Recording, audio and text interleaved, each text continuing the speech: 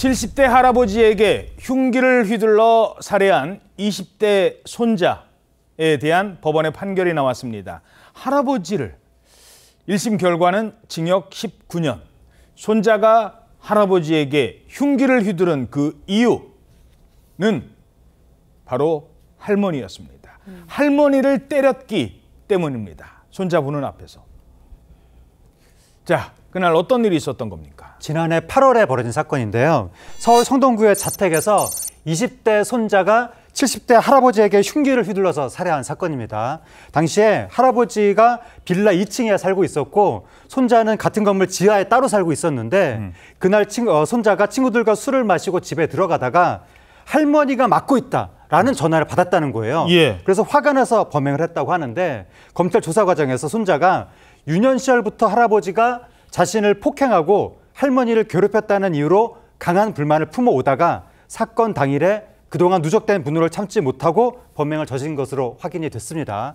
당시에는 두 사람의 관계가 부자관계로 알려졌었는데 처음에는 왜 부자관계, 아버지와 아들 관계로 알려졌어요? 근데 알고 보니까 가족관계 등록부상에 아들로 등재가 돼 있었던 거예요.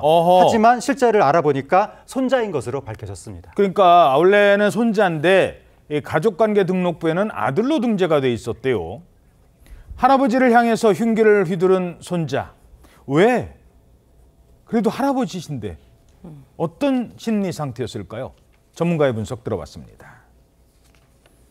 부모 자녀 사이에 1세대 사이의 소통도 문제가 되는데 2세대 이 사이의 소통은 더 어렵습니다. 무슨 생각을 하는지도 모르고 행동 방식이라든가 사고 방식 자체가 다르기 때문에 그만큼 어떤 폭력 갈등이 누적될 가능성이 훨씬 높죠. 할아버지가 숨지고 결국 손자는 재판을 받게 됩니다. 그때 할머니는 재판에서 이 손자에 대한 선처를 호소합니다. 자신의 남편은 숨졌는데 그 남편을 숨지게 한 손자를 보호해야 된다.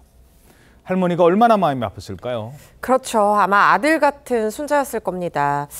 이렇게 선처를 호소하는 데는 그 죄가 용서해달라 이런 부분인데 죄가 나쁘지 않다는 게 아니라 내가 잘못 가르쳤다. 그리고 뭔가 나와 남편의 문제가 발단이 되어서 이런 행위까지 이르렀으니 뭔가 알 수 없는 책임감이나 죄책감 같은 것들이 굉장히 강하게 작용하지 않았나 하는 생각이 드는데요.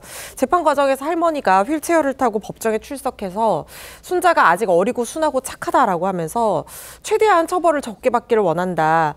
목숨과도 바꿀 수 있는 손자다 이렇게 말씀을 하셨습니다. 이 과정에서 할머니 얘기를 듣고 손자가 오열하는 모습을 보이기도 했다는데요.